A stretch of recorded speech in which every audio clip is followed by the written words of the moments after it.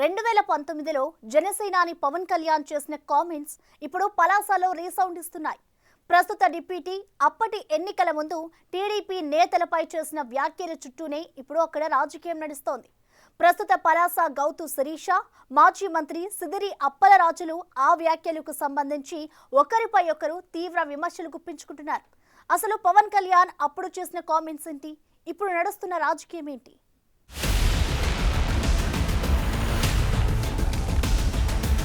ఉమ్మడి శ్రీకాకుళం జిల్లా పలాసలో అల్లుడు ట్యాక్స్ అన్న పేరు ట్రెండింగ్ అవుతుంది. పలాస టీడీపీ ఎమ్మెల్యే గౌతు శిరీష భర్తను ఉద్దేశించి వైసీపీకి చెందిన మాజీ మంత్రి సిదిరి అప్పలరాజు సంధించిన రాజకీయ అస్త్రం ఈ అల్లుడు ట్యాక్స్. దానికి తగ్గట్టుగానే కౌంటర్ చేస్తూ సవాల్ విసిరారు ఎమ్మెల్యే గౌతు శిరీష. కానీ ఉందో లేదో తెలియని ఈ అల్లుడు ట్యాక్స్ అనే మాటకు ఫేమస్ చేసింది మాత్రం డిప్యూటీ సీఎం పవన్ కళ్యాణ్. 2019 ఎన్నికల ముందు ఆయన అప్పటి పలాస ఎమ్మెల్యే గౌతు శివాజీని ఉద్దేశించి చేసిన విమర్శలు ఇప్పుడు వైసీపీకి అస్త్రంగా మారాయి.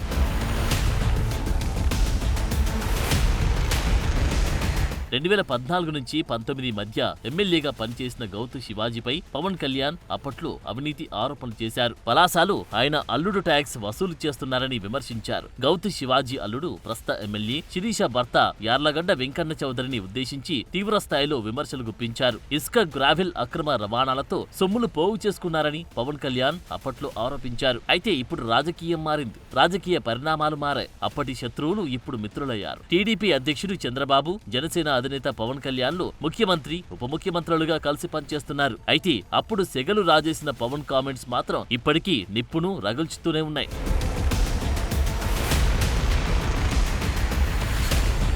మద్యం బాటిల్పై 10 రూపాయల అల్లుడి ట్యాక్స్ వసూలు చేస్తున్నారని మాజీ మంత్రి అప్పలరాజు ఇటీవల ఆరోపించారు. అయితే ఇది తాను కొత్తగా చేస్తున్న ఆరోపణ కాదని అప్పట్లో పవన్ కళ్యాణ్ ఈ కామెంట్ చేశారని అప్పలరాజు గుర్తు చేశారు. అధికార పార్టీని ఇరుకున పెట్టాలనే ఉద్దేశమో, కూటమిలో చిచ్చు పెట్టాలని వ్యూహమో తెలియదు కానీ మాజీ మంత్రి పవన్ కామెంట్స్ ను రాజకీయంగా వాడుకుంటున్నారు. అల్లుడు ట్యాక్స్ పేరుతో పలాసలో ప్రజల రక్తాన్ని పీల్చుతున్నారు అని విమర్శలు చేశారు.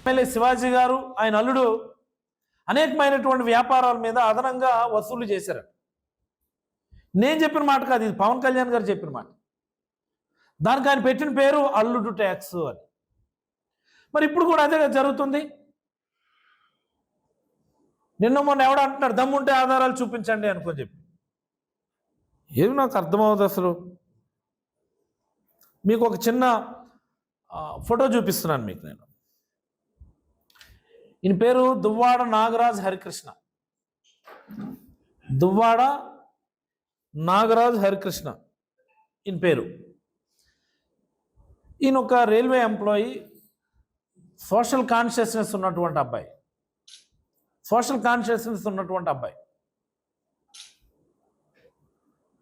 అండ్ మోస్ట్ ఇంపార్టెంట్లీ ఈయన పవన్ కళ్యాణ్ అభిమాని. జనసేన పార్టీ అంటే పీకోసుకుంటాడు ఈయన. ఈయన స్వయంగా ఆయన సోషల్ మీడియాలో పెట్టినటువంటి post, I am the victim అని, నేనే బాధితుడిని. ఈయన పెట్టింది ఏంటి, నాకు కూడా ట్యాగ్ చేశాడు అందులో లెటర్లో, ప్రతిపక్ష నాయకులు మీరు ఎందుకు ప్రశ్నించడం అనుకొని చెప్పి. చూసుకోండి, ఈయన నేనే విక్టిమ్ అని చెప్పి ఏంటి, ఒక బాటిల్ ఏమో 920 రూపాయలు ఎంఆర్పి 920 రూపాయలు అయితే ఈయన పే చేసింది 940 రూపాయలు. అప్పలరాజు ఆరోపణలపై గౌతు శిరీష తీవ్రస్థాయిలో మండిపడ్డారు. తన హయాంలో అవినీతి జరిగిందని నిరూపిస్తే గౌతు కుటుంబం శాశ్వతంగా రాజకీయాల నుంచి తప్పుకుంటుందని సవాల్ విసిరారు. అప్పలరాజు అవినీతిని తాను ఎప్పుడో ఆధారాలతో సహా ప్రజల ముందు ఉంచానని, అందుకే ఆయన 40,000 పైచెలకు ఓట్ల తేడాతో చిత్తుగా ఓడిపోయారని కౌంటర్ ఇచ్చారు. అలాంటాయన తాను చేసిన తప్పిదాలకు సగం గుండు కొట్టించుకొని తన ఇంటి ముందు చెప్పుతో కొట్టించుకొని ప్రజలకు క్షమాపణ చెప్పాలని డిమాండ్ చేశారు. 4 సంవత్సరాలు అప్పలరాజు చేసింది ఏంటండి? మాట్లాడితే చంద్రబాబు నాయుడు గాని, లోకేష్ గాని, పవన్ కళ్యాణ్ గాని తిట్టడం తప్పితే ఏది నువ్వు చేసిన అభివృద్ధి? కిడ్నీ హాస్పిటల్ అనేది ఒక బిల్డింగ్ కట్టి చూపించావు. ఏది నువ్వు చేసిన అభివృద్ధి? సంవత్సరంలో నేను చేసింది ఈరోజు నీకు చూపిస్తున్నాను. నిజాయితీగా ఉన్నాను కాబట్టి ఇంత ధైర్యంగా పలాస ప్రజల ముందుకు వచ్చాను. నాకు ఓటేసిన వారికి నేను ఈరోజు బాధ్యురాన్ని. వాళ్ళకి ప్రతి హామీలను నెరవేర్చే బాధ్యత నాకుంది. నేను తప్పు చేస్తే అడిగే హక్కు వాళ్ళకి మాత్రమే ఉంది.